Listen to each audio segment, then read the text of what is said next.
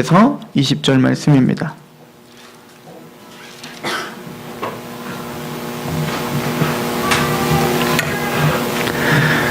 우리 하나님의 말씀 함께 봉독하도록 하겠습니다. 마태복음 5장 19절에서 20절 시작. 그러므로 누구든지 이 계명 중에 지극히 작은 것 하나라도 버리고 또 그같이 사람을 가르치는 자는 천국에서 지극히 작다 일컬음을 받을 것이요 누구든지 이를 행하며 가르치는 자는 천국에서 크다 일컬음을 받으리라.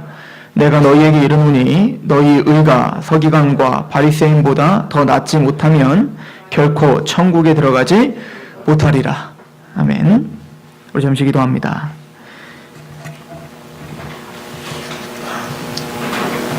죄 가운데 있던 우리를 예수 그리스도의 은혜로 그 십자가의 구속으로 우리를 구원시켜 주시고 의롭다 하신 하나님,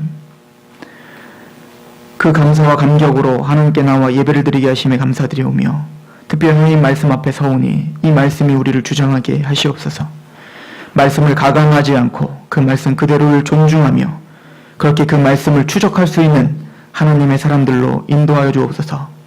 이 시간 전하는 사람과 듣는 하나님의 사람들의 마음이 겸손해질 수 있도록 주어 도와주시옵소서. 예수 그리스도의 이름으로 감사하며 기도합니다. 아멘. 오늘 말씀은 대단히 중요한 메시지입니다. 특별히 팔복을 통하여서 여러분들이 구원을 받고 구원을 받은 자의 그 마음, 심령의 태도를 아는 사람이라면 오늘 말씀에 귀를 기울이셔야 합니다. 오늘 말씀은 여러 신학자들과 목사님들에 의해서 난도질을 당한 구절이기도 합니다. 우리는 이 구절을 바라볼 때 두 가지 극단에 빠질 염려가 있습니다. 첫 번째 극단은 이것은 바로 행위구원이다. 그래서 바리새인과 서기관들이 행했던 그 율법을 행했던 것보다도 더 확실하고 명료한 율법을 지키지 않는다면 곧 봐라 구원받지 못한다고 했지 않느냐, 천국에 들어가지 못한다고 했지 않느냐라고 오늘도 아마 지금 예배 시간에 그렇게 목 놓아 부르짖는 수많은 교회들이 있을 것입니다. 그러나 또 하나의 반대의 극단은 이 구절을 우리 이걸 교조주의라고 하는데요. 이거는 저와 여러분들과 같이 은혜를 강조하고 보수신학에서 특별히 실수하는 것 중에 하나입니다. 교조주의란 내가 갖고 있는 교리를 잣대로 해서 성경을 난도질해버리는 거예요. 오늘 분명히 성경은 주님께서 주님의 율법을 폐기하거나 그 율법을 가감해버리면 천국에서 작다 일컬음을 받는다라고 이야기를 했습니다. 또한 너희의 의가 서기관과 바리새인보다 낫지 못하다라고 할 때 그 의라고 하는 것을 우리가 알고 있는 이신칭의로 자꾸 밀어붙이는 경향이 있는 거예요. 그러나 그렇지 않습니다. 예수님이 지금 문맥적으로, 지금 산상순의 문맥적으로 또 예수님이 지금 말씀하시고자 한 진의를 파악하면 이것은 분명히 삶에 대한 거예요.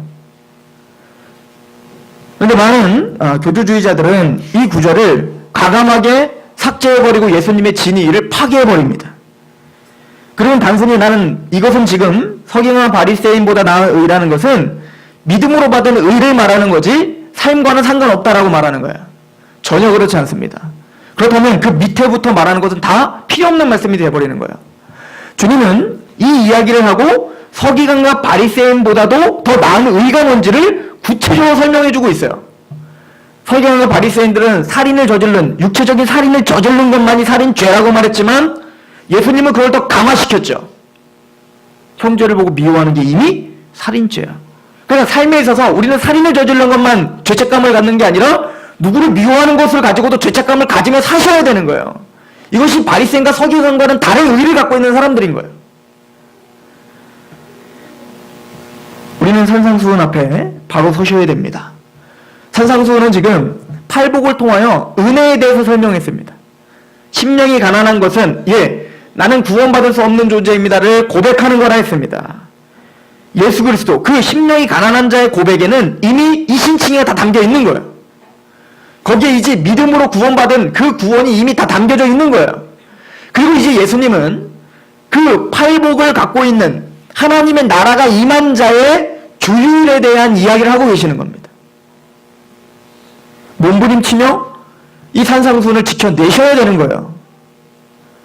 그러나 오늘 말씀을 잘 보시면 19절에 그러므로 누구든지 이 계명 중에 지극히 작은 것 하나라도 버리고 또 그와 같이 사람을 가르치는 자는 천국에서 지극히 작다 일컬음을 받아요. 이 얘기는 이 율법을, 하나님의 율법을 지키지 않거나 그 율법을 가르치지 못했다고 해서 구원과는 상관 있는 것이 아니라는 거예요. 구원은 받는다는 거예요. 맞아요, 구원 받아요. 그러나 항상 성경은 저와 여러분들에게 구원이 목적이 아니라고 항상 말하고 있는 겁니다. 저와 여러분들은 구원이 목적이 아니라 구원은 시작입니다. 여러분들이 예수 그리스도를 만났고 예수 그리스도에게 감격하여 심령이 가난한 자가 됐다면 그것이 신앙의 전부가 아니라 이제는 어린아이로 태어났다라고 하는 것을 말해주고 있는 겁니다. 그리고 우리는 예수님의 이 말씀을 잘 들으셔야 합니다. 물론 오늘 너희 의가 서기관과 바리새인보다 낫지 못하면 결코 천국에 들어가지 못한다라고 하는 말을 이신칭의와 전혀 상관없는 말일 수는 없어요. 왜냐하면 서기관과 바리새인들이 갖는 그 의라는 것은 자기의였기 때문에 그렇습니다. 자기의. 내가 뭔가 최선을 다해서 율법을 행하고 뭔가를 최선을 다해서 내가 뭔가를 이루어내면 하나님이 그것으로 말미암아 나를 칭찬할 거고 그것으로 말미암아 나를 인정해서 천국을 보내줄 거야 라고 하는 막연한 기대와 소망을 갖고 율법을 행하는 거. 이거는 자기의죠. 하나님이 말씀하신 의라는 것은 우리가 여러분들 스스로 절대 의롭게 될 수 없다를 깨닫는 거죠. 그게 심령이 가난한 자에 포함되어 있다는 얘기예요. 로마 3장 19절에 우리를 다 심판 아래 있게 하려 했다. 무엇으로? 율법으로. 하나님은 저와 여러분들에게 율법을 주신 목적이 바리새인과 서기관들처럼 율법을 다 지켜 행해서 구원을 받게 하기 위한 도구로 주신 적이 한 번도 없습니다. 율법의 행위로는 그 앞에서 의롭다 하심을 얻을 육체가 없나니 율법으로는 죄를 깨달을 뿐입니다. 이게 로마서 3장 20절의 말씀이죠. 맞아요. 하나님의 율법은, 모세를 통해서 주신 율법은 여러분들이 그 앞에 섰을 때 가슴이 먹먹해야 된다고 했어요. 여러분들은 절대 율법을 지켜 행할 수 없습니다. 그래서 로마서는 의인은 없나니 한 사람도 없다라고 이야기했습니다. 그러므로 여러분들이 서기관과 바리새인의 의보다 더 나으려고 최선을 다하고 노력을 하고 그래서 내가 천국을 마침내는 들어가고만 내가 저를 살인을 저지른 것만이 죄가 아니라 형제를 보고 미워한 것도 죄라고 했으니까 서기관과 바리새인보다 더 나으려고 내가 형제를 보고 내가 미워하지 말아야지 그 노력을 해놓고 야 오늘 내가 형제를 보고 미워하지 않았으니까 와 난 서기관과 바리새인보다 더 나은 의를 갖고 있구나. 그러므로 이거 갖고 하나님이 날 인정해 주겠지? 하나님 나에게 칭찬해 주겠지? 이거 갖고 하나님이 나에게 큰 걸 주겠지? 구원을 주시겠지? 라고 한다면 이것은 서기관과 바리새인보다 더 나은 의가 아니라 서기관과 바리새인의 의와 똑같은 걸 말하는 거예요. 그 수준을 벗어나지 못하는 거죠. 먼저는 오늘 말씀을 이해하시기 위hen 예수 그리스도로 말미암아 우리에게 주어지는 하나님의 의를 아셔야 됩니다. 로마 3장 20절에 율법으로는 죄를 깨달을 뿐이다. 율법은 절대 너희가 지킬 수 없다. 다 지켜서 너희가 의롭다함을 받을 수 없다. 라고 하는 메시지를 하시고 사도 바울이 바로 이어서 하는 말씀이 이거예요. 로마 3장 21절에 그래서 이제는 율법 외에 하나님의 한 의가 나타났으니 하나님의 한 의가 나타났다. 하나님의 의가 나타났다. 우리를 인정해주고 우리를 구원시켜줄 수 있는 의는 오직 하나라는 거예요. 하나님의 의. 내가 열심히 해서 쌓은 의가 아니라 하나님의 의가 있다는 거죠. 그게 뭡니까? 로마 3장 25절 예수 그리스도를 하나님이 그의 피로써 믿음으로 말미암은 화목제물로 삼으셨으니 길이 참으시는 중에 하나님이 길이 참으시는 중에 전에 지은 죄를 관가하심으로 자기의 의로우심을 나타내셨다. 그리고 자기가 의로우실 뿐만 아니라 그를 믿는 우리를 의롭다 해주셨다. 이것이 하나님의 의죠. 이것이 서기관과 바리새인보다 나은 의의 시작입니다. 즉 믿음입니다. 믿음으로 하나님 앞에 예수 그리스도께서 우리를 위해서 이뤄놓으신 그 의를 우리의 것으로 간주하고 믿는 것, 이것이 시작이라는 거예요. 우리는 이걸 인정합니다. 그러나 아까도 얘기했지만 교조주의에 빠지지 마십시오. 그 말씀만을 붙들고 오늘 예수님의 말씀에 폭력을 가하지 말란 말입니다. 폭력이란 예수님이 말하는 진리를 깨닫지 못하고 자꾸 그것만을 이걸 거야 라고 하는데 그건 아니라는 거예요. 원어를 살피건 문맥을 살피건 아무리 살펴도 이것은 우리의 삶에 대한 얘기를 하고 있는 거예요. 서기관과 바리새인보다 더 나은 의란 첫 번째는 이신칭이 맞아요. 하나님의 의가 맞아요. 그러나 그 하나님의 의뿐만 아니라 서기관과 바리새인들이 취했던 그 율법에 행하는 태도보다도 더 나은 태도로 율법을 실행하고 완성하는 자가 되어야 된다는 얘기인 거예요. 로마서 8장을 보십시오.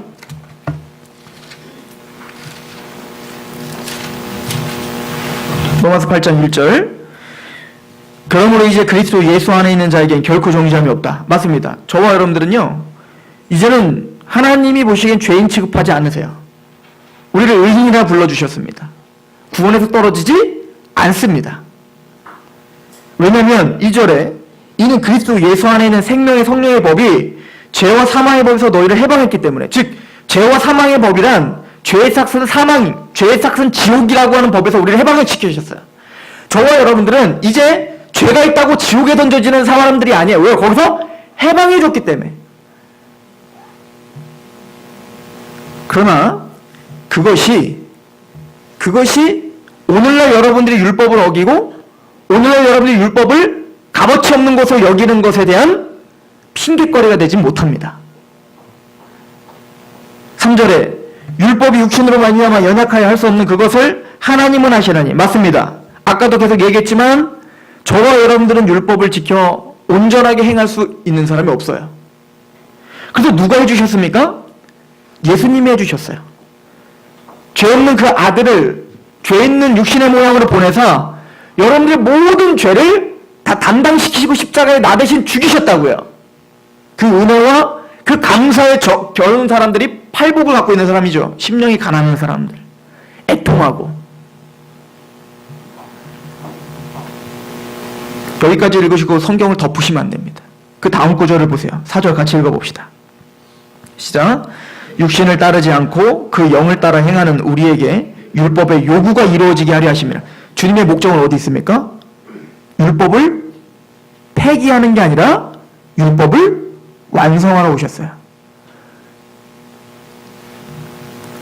물론 여러분들이 의롭다함을 받는 데 있어서는 율법이 전혀 도와줄 수가 없죠. 예수님이 완성하신 거예요. 그걸 믿기만 하면 되는 거예요. 그러나 믿은 자는 이제 시작이라니까요.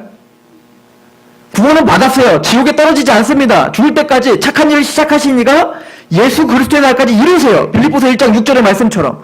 그러나 그 구원받은 자는 지옥에 그 죄가 있어서 지옥에 떨어지진 않지만 죄가 있을 때 반드시 하나님 징계하신다니까요. 난 구원 받으니까 괜찮아요. 징계받아도 괜찮아요. 뭐 까짓 거 지옥 가는데. 아니요. 그래서 히브리서에 말하죠. 너희가 죄와 싸우다 피 흘리까지 싸우지 않는구나. 너희가 징계를 받을 때 그 징계를 겨우 여기지 말아라. 이 얘기는 뭐죠? 지금 그 교조주의를 버리라는 거예요.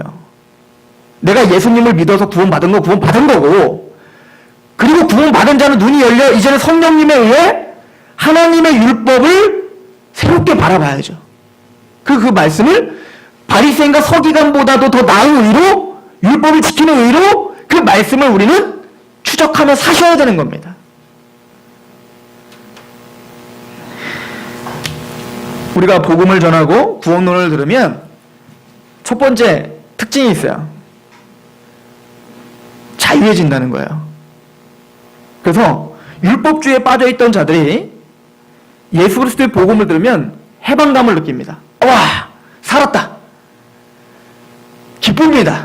너무 기뻐요. 근데 조금 지나다 보면 뭐가 느껴지냐면 예전보다 내 삶이 무너지고 있는 게 보여요. 그리고 자꾸 핑계거리가 나요. 난 구원받았으니까. 근데 나중에 이게 뭔가 걱정이 돼서 저한테 와서 물어봐요. 예수님의 복음을 들었더니 너무 기쁜데 예전만큼 기도를 못하는 것 같아요. 예전만큼 막 그 열정을 갖고 뭐 하지 못하는 것 같아요. 전 그렇게 얘기합니다. 그럼 누리세요. 맞습니다. 복음이란 내가 뭔가 하지 않아도 내 존재만으로 하나님이 나를 사랑하신다는 것을 느끼셔야 돼요. 우리가 이단 상담을 해보면, 이단 상담을 하고 막 나오면 율법주의에 빠져가지고 뭔가 하지 않으면 나는 지옥에 갈 것 같은 두려움 가운데 하나님을 최선을 다해서 열심을 내죠. 그런 사람들이 복음을 제대로 들으면 모든 걸 손 놓습니다. 아무것도 시키질 않으니까. 그럼 저는 말합니다. 아무것도 하지 않는데도 그냥 기쁠 때, 그때까지 아무것도 하지 말라고 해요. 맞아요. 아무것도 하지 마세요. 헌금 내는 게 율법인 것 같으십니까? 그러면 억지로 하는 거라면 하지 마십시오. 예배드리는 게 율법을 행해서 뭔가 율법이 찌들어서 하는 것 같습니까? 하지 마세요. 11조를 내는 것이 율법인 것 같아 하지 마세요. 내가 기도를 하는 것이 꼭 내 이익이라도 하지 마세요. 그럼에도 불구하고 하나님은 당신을 기뻐하셔 받아줍니다. 이게 느껴질 때까지 하지 마세요. 그러나 구원을 받은 하나님의 백성들은 반드시 만족함을 못 느끼게 되실 것입니다. 반드시 성령님이 예수 그리스도의 사랑이 부어지면 부어질수록 내 마음에 예배를 사모할 수밖에 없게 만들어지시게 될 거예요. 이전엔 율법으로 그냥 헌금을 드렸던 것을 내가 이제 내 인생을 드리는구나 라는 고백을 맞춰 드릴 거예요. 10분 11조를 단순히 율법으로 드렸던 것을 내 인생 모든 것이 하나님의 것이군요 라고 생각하며 10분의 1을 떼어서 정성으로 떼어서 하나님께 드릴 거예요. 예전에는 봉부터 냈을 거 다 쓰고 그리고 10분의 1을 그때서야 떼었지만 이제는 월급을 딱 타면 와 이것이 하나님의 것이죠 라고 10분의 1을 떼어 준비해 놓을 거예요. 예전에는 율법의 찌로 사람들의 눈에 의식이 가서 예배를 나왔다면 이제는 사람의 눈에 의식이 되지 않는 거예요. 하나님이 의식되는 겁니다. 말씀이 있는 것은 목사님이 말씀이 있는 것을 점검할 텐데 이건 이미 발생과 서기관의 의라니까요. 이미 사람이 의식되기 시작하면 그건 발생과 서기관의 의인 거예요. 주님은 그걸 받아들이시지 않습니다. 주님 즐겨내는 자의 헌신을 받으시는 거예요.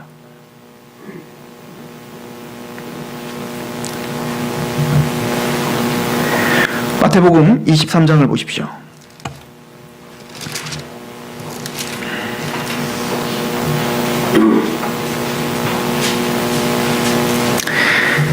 바리새인과 서기관들의 의가 도대체 무엇이기에 주님께서 바리새인과 서기관들은 우리가 대충 성경을 읽어봐도 예수님에게 엄청난 욕설을 듣죠. 독사의 자식들아 화 있을진저. 예수님이 할 수 있는 최상의 저주를 퍼부으신 거거든요. 그렇다면 바리새인과 서기관들이 어떤 식으로 율법을 행했는가를 우리가 상고해보며 거울로 비추어 우리가 그러고 있지 않은가를 살펴봐야 돼요. 율법주의로 구원의 감격이 없는 분이라면 오늘 말씀과는 관계없습니다. 그러나 내가 천국 백성이구나, 내가 하나님의 백성이야, 복음을 아는구나 라고 확신이 있으신 분이라면 오늘은 반드시 서기관과 바리새인들의 의를 자기와 비교해 보시면 우리가 또 그런 실수를 하고 있지 않는가를 보시면 좋겠습니다. 23장에 보면 2절에 서기관과 바리새인들이 모세의 자리에 앉았으니 그러므로 무엇이든지 그들이 말하는 바는 행하고 지키되 그들이 하는 행위는 본받지 말라. 그들은 말만 하고 행하지 아니하며 말은 잘하는데 행함이 없어요. 또 사람을 판단은 잘하는데 나는 그거와 상관없이 사는 거예요. 이게 바리새인과 서기관들의 특징이었어요. 4절에 또 무거운 짐을 묶어 사람의 어깨에 지우되 자기는 이것을 한 손가락으로도 움직이려 하지 아니하며 그들의 모든 행위를 사람에게 보이고자 하나니 곧 그 경문띠를 넓게 하며 옷수를 길게 하고 잔치 윗자리와 회당의 높은 자리에 앉는 것. 서기관과 바리새인들이 행했던 율법의 특징은, 율법을 행한 특징은 사람을 의식하는 겁니다.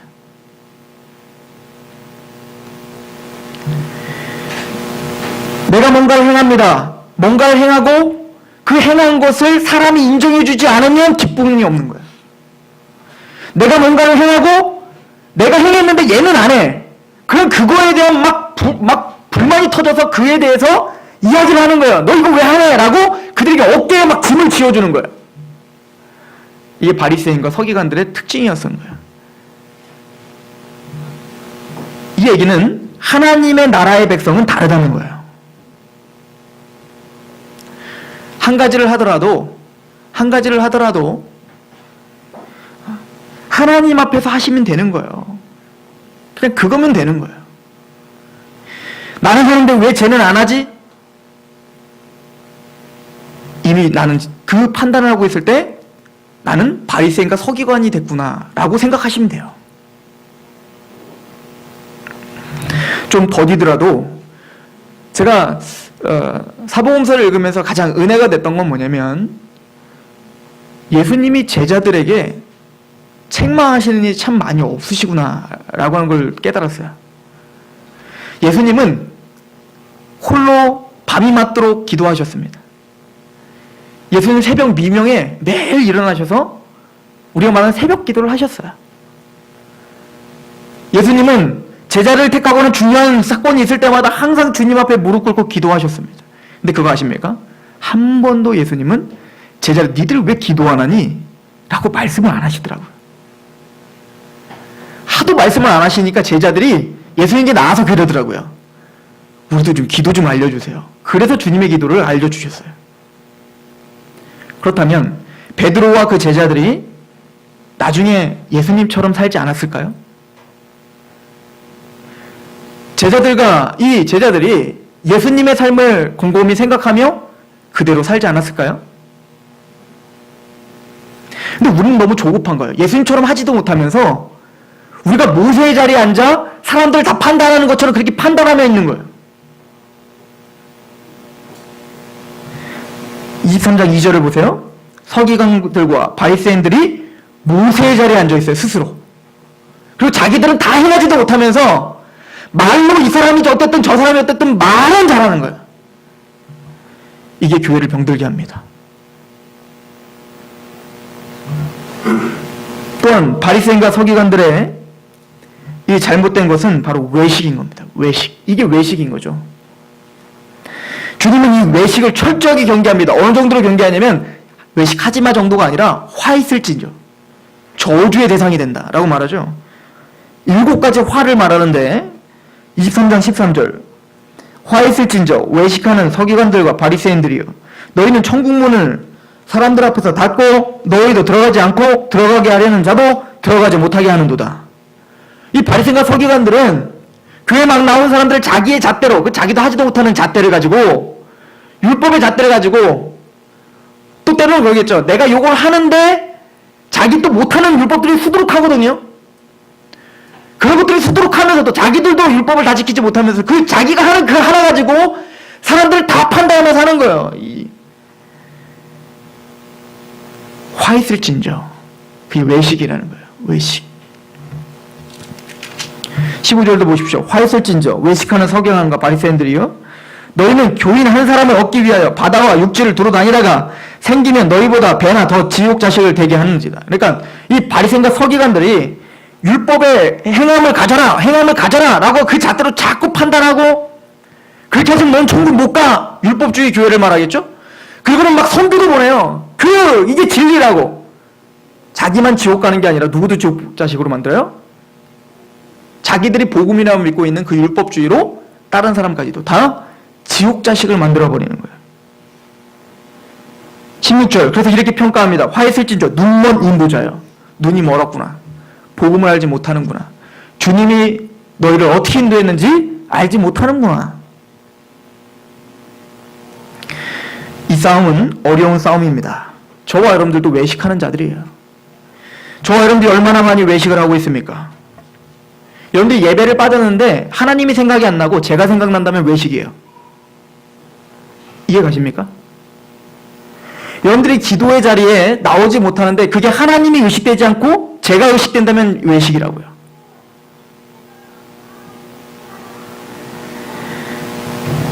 저는 여러분들 판단하지 않습니다. 제가 여러분들 판단하는 거 맞습니까? 그러나 하나님 앞에 있는 거예요. 마음이 심령이 가난한 자는 애통하는 자는 하나님 앞에 있는 겁니다. 하나님 앞에. 그렇게 하시면 되는 거예요. 두 번째는 이 서기관과 바리새인들은 마음에 관심이 없었고 행위에 관심이 있었습니다. 이게 문제였던 거예요. 마태복음 15장을 한번 보시겠습니까?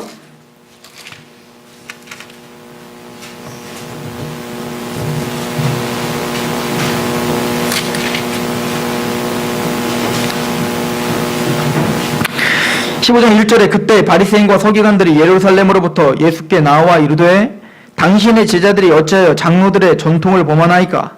떡 먹을 때에 손을 씻지 아니하나이다. 대답하여 이르되 너희는 어찌하여 너희 전통으로 하나님의 계명을 범하였느냐? 하나님이 이르셨으되 내 부모를 공경하라 하시고 또 아버지나 어머니를 비방하는 자는 반드시 죽임을 당하리라 하셨거늘 너희는 이르되 누구든지 아버지에게나 어머니에게 말하기를 내가 드려 유익하게 할 것이 하나님께 드림이 되었다고 하기만 하면 그 부모를 공경할 것이 없다 하여 너희의 전통을 하나님의 말씀을 폐하는도다. 외식하는 자들아 이사야가 너희에게 관하여 잘 예언하였도다. 일러스되 이 백성이 입술로는 나를 공경하되 마음은 내게서 멀었도다.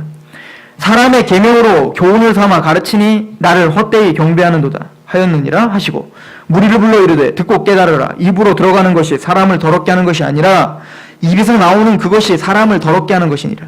이에 제자들이 나와 이르되 바리새인들이 이 말씀을 듣고 걸림이 된 줄 아시나이까? 예수께서 대답하여 이르시되 심은 것마다 내 하늘 아버지께서 심으시지 않은 것은 뽑힐 것이니 그냥 두라. 그들은 맹인이 되어 맹인을 인도하는 자로다. 만일 맹인이 맹인을 인도하면 둘이 다 구덩이에 빠지리라 하시니 베드로가 대답하여 이르되 이 비유를 우리에게 설명하여 주옵소서. 예수께서 이르시되 너희도 아직까지 깨달음이 없느냐? 입으로 들어가는 모든 것은 배로 들어가서 뒤로 내버려지는 줄 알지 못하느냐? 입에서 나오는 것들은 마음에서 나오나니 이것이야말로 사람을 더럽게 하느니라. 마음에서 나오는 것은 악한 생각과 살인과 간음과 음란과 도둑질과 거짓 증언과 비방이니 이런 것들이 사람들을 더럽게 하는 것이요 씻지 않는 손으로 먹는 것은 사람을 더럽게 하지 못하느니라. 무슨 얘기죠? 종교적인 행위를 했다 안 했다가 너희를 더럽게 하는 게 아니고 너희 마음에 그 더러운 죄악들이 너희를 더럽게 하는 거 알지 못하니? 근데 오늘날 교회의 가장 큰 문제는 이 사람이 기도를 얼마나 했네 안 했네, 이 사람이 말씀을 받네 안 받네, 이 사람이 뭘 했네 안 했네, 이거 그 사람이 더럽네 안 더럽네를 지금 치부하고 있다는 거예요. 이게 바리새인과 서기관들의 특징이었던 거예요. 종교적인 행위에는 관심이 많은데 자기 안에 있는 그 더러움을 보지 못하는 거예요.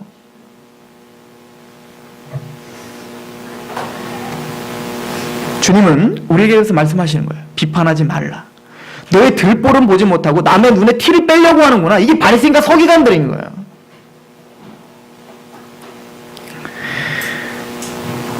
어찌 보면 주님의 이 산상수훈은 너 자신에게는 날카롭고 너 자신에게는 엄중하라. 그럼 남에게는 여유롭고 남에게는 용서를 베풀고 남에게는 용납하라가 어떻게 보면 핵심이에요. 근데 우리는 반대로 하고 있죠. 나에게는 여유롭고 나에게는 용납하고 나에게는 용서가 아주 많아요.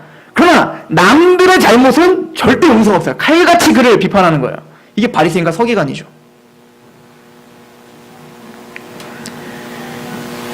저를 비롯해 여기 앉아 계신 모든 분들은 나에게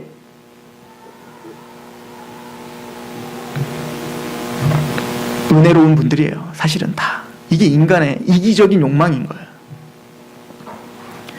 그러나 하나님의 나라가 임한 우리들은 다시 한번 우리의 삶을 점검하셔야 되는 거예요. 남의 행위가 잘못돼 보일 때 우리 자신에 있는 그 탐욕과 우리 자신에 있는 간음과 우리 자신의 그 죄를 보고 하나님 앞에 통회하고 통곡하는 자가 돼야 돼요.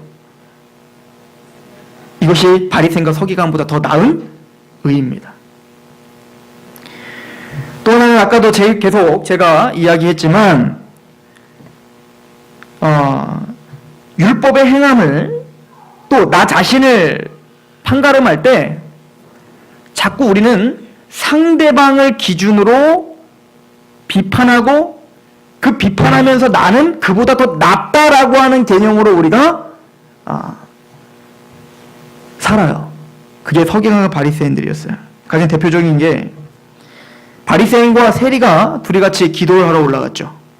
그때 바리새인의 기도가 뭔지 아시죠? 하나님이여, 나는 다른 사람들 곧 토색, 불의, 간음을 하는 자들과 같지 아니하고 이 세리와도 같지 않습니다. 같지 않음을 내가 감사합니다. 나는 이제 일에 2번씩 금식을 하고 또 소득이 11조를 냅니다. 저 세리와는 달라요, 하나님. 나는. 그리고 우리는 하나님 앞에 세상 사람과 우리를 비교하죠. 저들은 하나님을 배반하지만 나는 그래도 하나님 앞에 나와 헌금도 드리고 예배도 드리지 않습니까? 나는 그래도 예배를 빠지지 않지만 저 사람은 맨날 예배를 빠지지 않습니까, 주님? 저와 같지 않음을 감사합니다. 나는 그래도 11조를 한 번도 떼먹지 않는데 저 사람은 맨날 11조 떼먹는데 하나님 감사합니다. 바리새인과 서기관이 됐다라고 믿으시면 돼요. 주님은 그런 기도를 하는 바리새인에게 역정을 내십니다. 저주를 퍼붓습니다. 그리고 세리의 기도에 귀를 기울이십니다. 세리는 하나님 앞에 나아가 하나님을 쳐다보지도 못합니다. 이 죄인을 용서하소서. 이 얘기는 그러므로 앞으로는 바리새인처럼 율법 지키지 말고 세리처럼 죄 짓다가 그냥 하나님 앞에 용서만 구하세요, 이 얘기예요? 즉 그 심령의 태도를 말하는 거예요. 하나님의 백성이란 맞아요, 율법을 지켜야 합니다. 그러나 그 마음에는 애통함이 계속 있는 거예요. 나보다 남을 더 낮게 여기는 겁니다. 그래서 빌립보서에 말합니다. 너희가 하나가 되길 원한다. 그러기 위해서 너에게 필요한 게 있는데 낮아짐이고 그리스도의 마음을 품어라.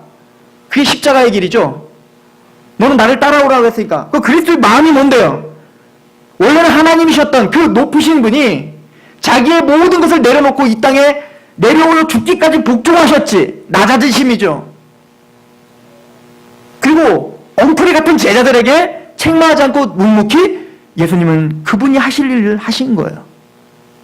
그럴 때 변화가 일어나더라는 거예요. 그 제자들에게.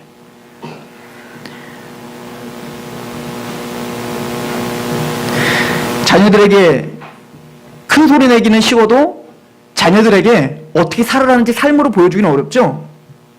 그게 우린 거예요. 바리새인과 서기관들인 거죠. 우리가 다. 저도 자녀로 오래 살아봤기 때문에 알아요. 너 공부해 그러면 저는 엄마는 공부 잘했나? 야, 너 좀 용서 좀. 너는 이렇게 남의 걸 이렇게 자꾸 뺏으려고 하니? 내가 엄마를 보고 배운 건데? 말하긴 쉽지만 그 앞에서 사는 것은 어려운 거죠. 그러나 주님은 하나님의 백성들은 말보다 살아나는 거예요. 그리고 살아내되 그 살아난 것이 자랑이 아니라 그렇게 살면 살수록 내 죄가 더 보이고 통회하고 낮아지는 자가 되는 거예요. 교회에 불편한 것이 있다면 내가 채우면 됩니다. 나보다 따라오지 못하는 자가 있다면 그를 위해 기도하시면 됩니다. 또한 내 마음에 율법인 것 같아 억지로 하고 있다면 내려놓으십시오. 그러나 주님의 십자가로 묵상하십시오. 내려놓으라는 얘기는 그 내려놓고 아무것도 하지 말라는 게 아니에요. 말씀에 집중하고 복음에 집중하라. 그것이 만약 이것 때문에 걸림이 된다면 내려놓으라니까요. 그 복음에 집중하시라는 거예요. 그러면 주님께서 기쁜 마음으로 그걸 할 수 있는 능력을 주시게 될 겁니다.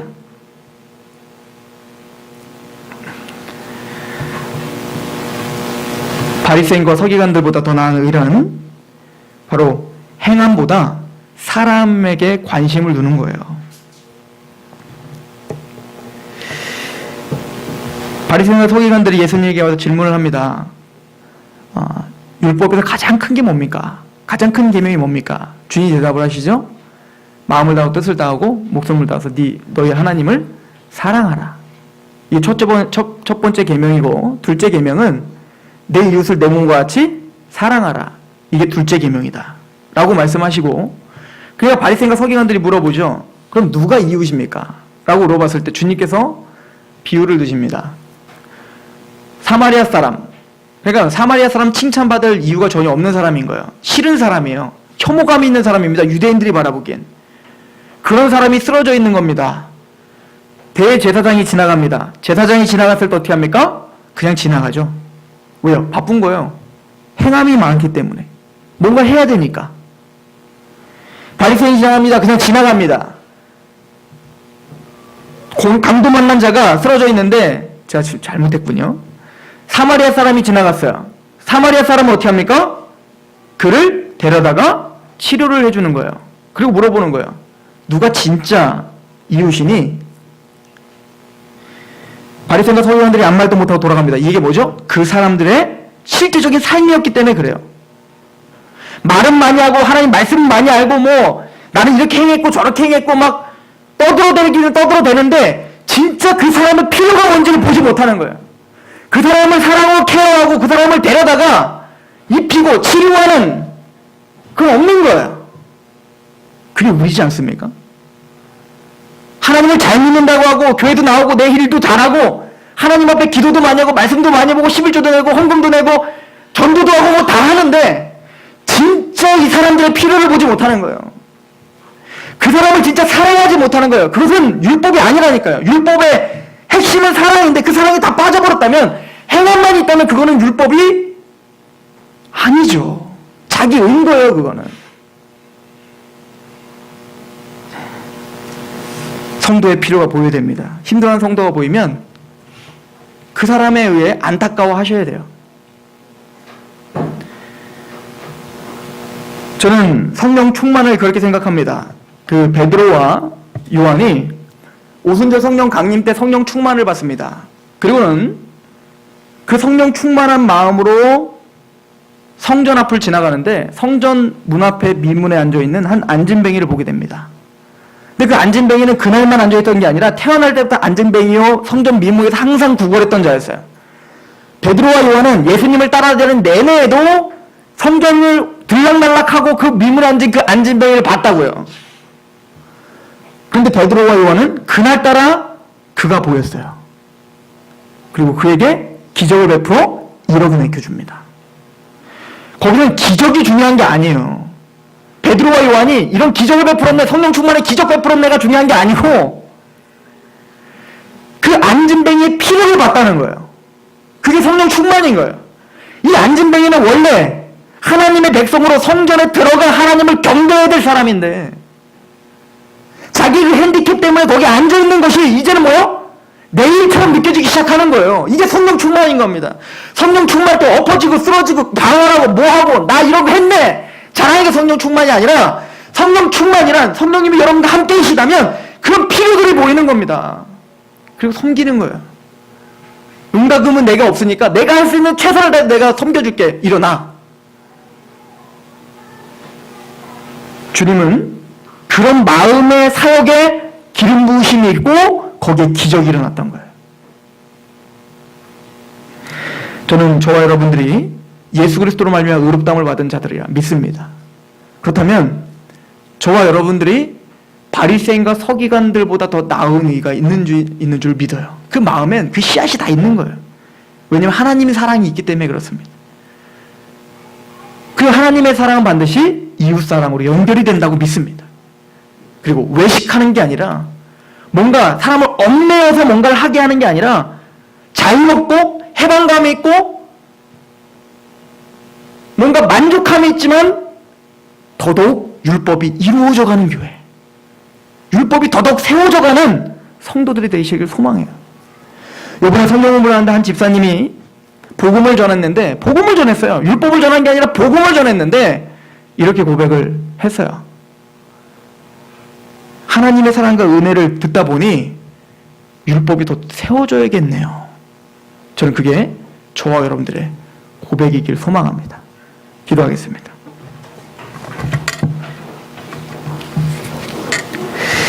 하나님, 우리가 주님 앞에 있습니다.